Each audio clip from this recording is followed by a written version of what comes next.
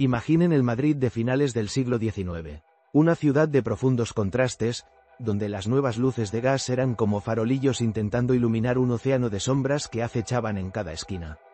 En la madrugada del 2 de julio de 1888, en el número 109 de la céntrica calle Fuencarral, un asesinato brutal sacudió la paz de la alta sociedad.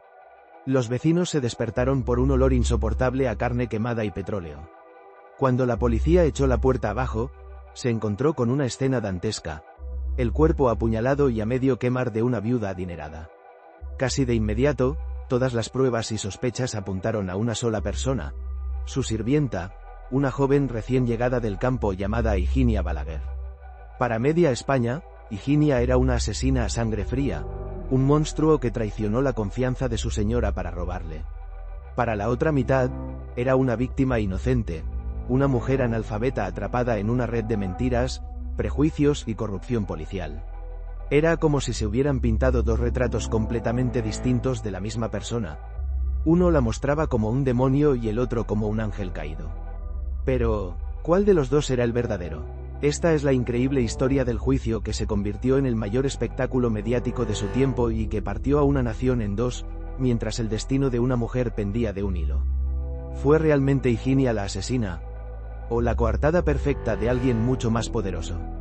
Para entender el terremoto que provocó este crimen, tenemos que viajar a ese Madrid de 1888. Una ciudad que soñaba con ser moderna, con sus bulevares y cafés llenos de intelectuales. Pero bajo esa fachada, la sociedad era como un edificio de dos plantas sin escaleras que las conectaran. La brecha entre ricos y pobres no era solo económica, era un abismo social. En la planta de arriba, en la cima de esa pirámide, estaba gente como doña Luciana Borchino, la víctima. Luciana, viuda de Vázquez Varela, era una mujer de unos 50 años, de Vigo, pero afincada en Madrid. Poseía una fortuna considerable, pero vivía de forma austera en su piso de la calle Fuencarral. Los vecinos la conocían por su carácter fuerte, irascible y severo. Este temperamento le traía constantes problemas con el servicio. Se decía que las criadas no le duraban, como si su genio fuera una puerta giratoria por la que entraban y salían. Y en la planta de abajo, en el sótano de este abismo social, estaba Higinia Balaguer Hostalé. Nacida en un pueblo de Zaragoza en 1860, Higinia tenía 28 años y era el vivo retrato del proletariado rural que iba a la capital a buscarse la vida. La describían como alta, delgada, de pelo negro y mirada errante, marcada por un lunar en la cara. Era analfabeta y no tenía más posesiones que su capacidad de trabajo. Hacía muy poco tiempo, entre 6 días y un par de semanas, que había entrado a servir en casa de doña Luciana. Este detalle se volvería una pieza clave del puzzle, pero en esta historia había un tercer personaje, una sombra que planeaba sobre todos: José Vázquez Varela, el único hijo de Luciana. Conocido como el Pollo Varela, era un parásito que vivía de la generosa pensión de su madre, a la que acosaba constantemente pidiendo más dinero para sus vicios. Su historial era un reguero de pólvora, hurtos, palizas e incluso una puñalada previa a su propia madre. Justo en el momento del crimen, el Pollo Varela se encontraba, teóricamente, cumpliendo condena en la cárcel Modelo de Madrid. Teóricamente, el escenario era un pequeño piso en la calle Fuencarral. En ese espacio convivían 3 mundos: la riqueza avara de la viuda, la desesperación de la sirvienta y el fantasma del hijo delincuente.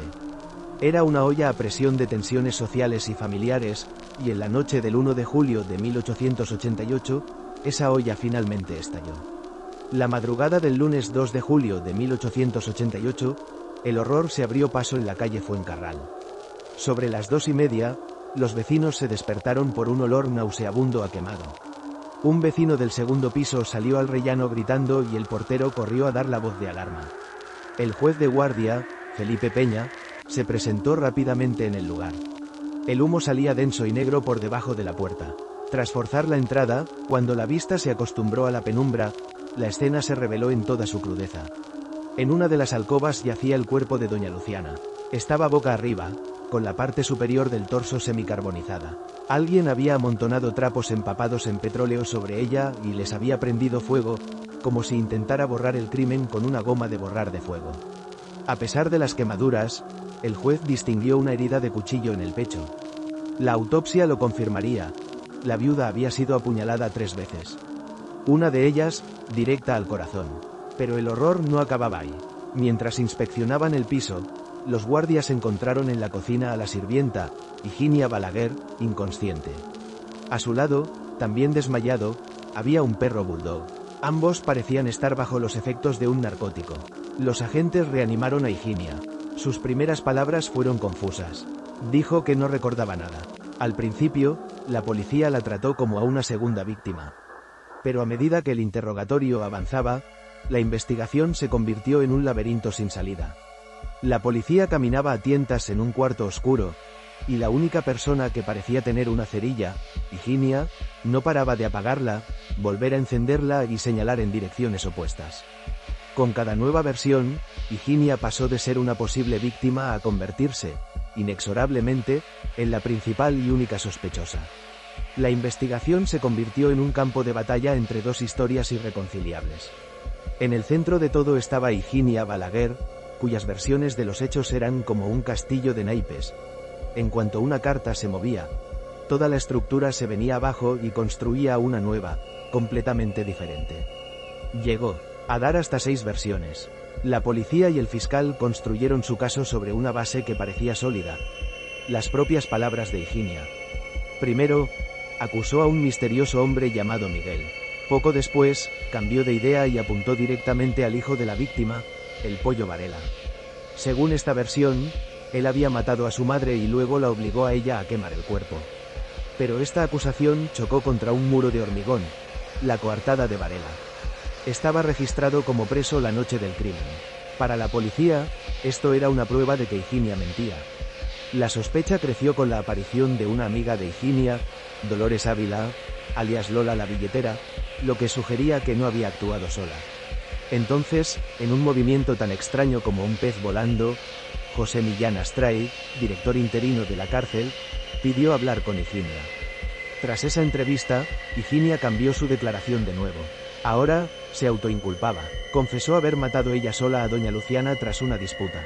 Dijo que, humillada, cogió un cuchillo y la apuñaló.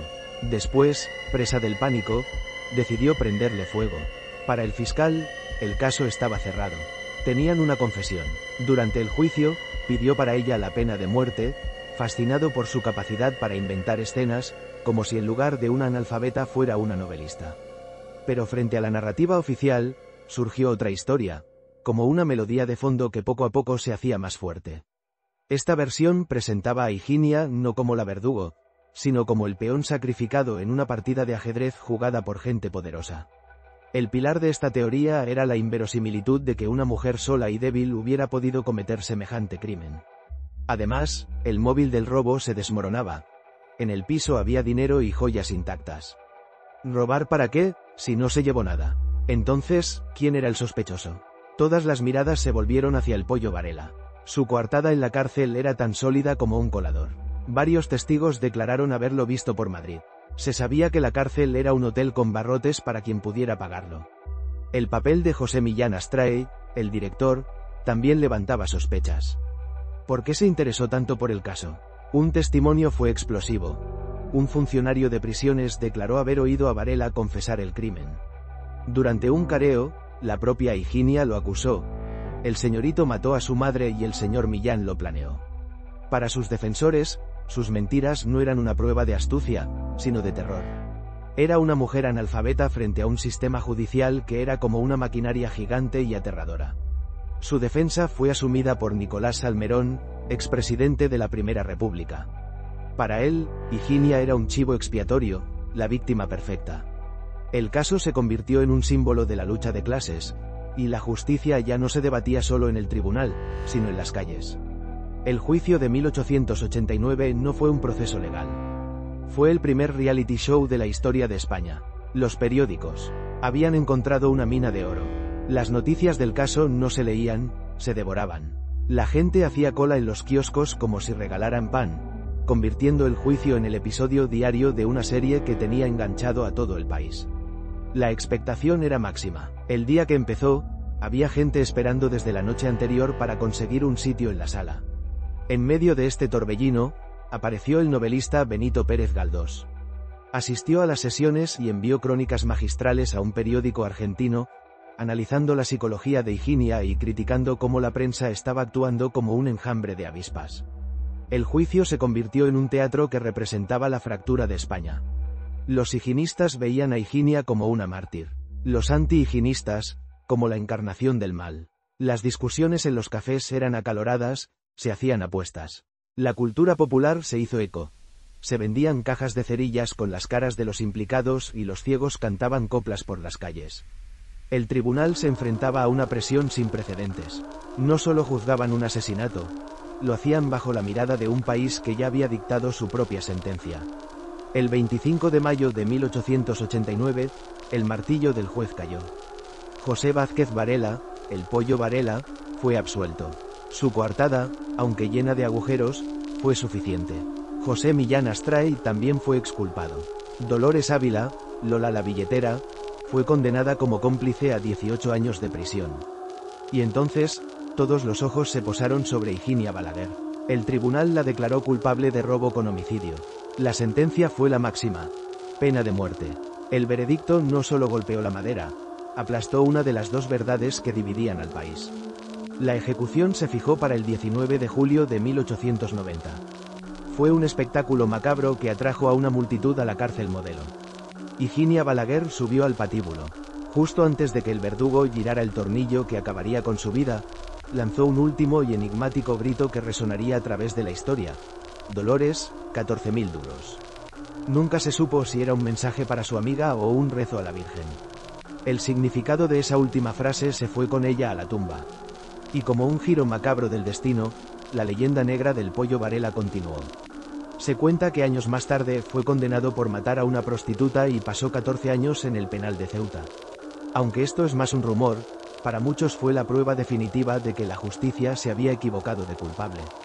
Más de un siglo después, el caso de Higinia Balaguer nos sigue interpelando. Y ahora, el jurado son ustedes. Con estas pruebas, la balanza se tambalea. Por un lado, una confesión directa, por otro, una red de corrupción y un sospechoso con un historial violento. ¿Qué habrían pensado? ¿Creen que la prensa fue demasiado lejos? Dejen en los comentarios si creen que Higinia Balaguer fue una astuta asesina o la trágica víctima de una conspiración. El garrote vil silenció a Higinia Balaguer, pero no las preguntas. El crimen de la calle Fuencarral se convirtió en una cicatriz en la memoria de España, una de esas que, aunque sana, sigue doliendo y recordando la herida cada vez que cambia el tiempo. Marcó el nacimiento de los juicios mediáticos, demostrando que la opinión pública podía ser un juez más, tan poderoso como el del tribunal. Las reflexiones de Galdós sobre la ética periodística siguen siendo, 130 años después, de una actualidad asombrosa. Más allá de los medios, el caso se convirtió en un poderoso símbolo de la lucha de clases. Para los movimientos obreros, Higinia fue la prueba de que existían dos justicias, una para los ricos y otra, mucho más severa, para los pobres. La huella del crimen fue tan profunda que inspiró novelas, obras de teatro y hasta un célebre capítulo de la serie La huella del crimen. Al final, la pregunta fundamental sigue sin respuesta. ¿Fue Higinia la asesina? ¿O fue una marioneta en un juego siniestro? ¿Fue su última confesión un acto de desesperación, un sacrificio, o la última mentira de una manipuladora experta? Porque el crimen de la calle Fuencarral es mucho más que la historia de un asesinato. Es un espejo oscuro en el que se reflejan las tensiones y las injusticias de toda una época. Nos habla de lo fácil que es perder la verdad cuando el poder y el prejuicio entran en juego. Y nos recuerda que, a veces, el veredicto de un tribunal no es el final de la historia, sino apenas el comienzo de la leyenda.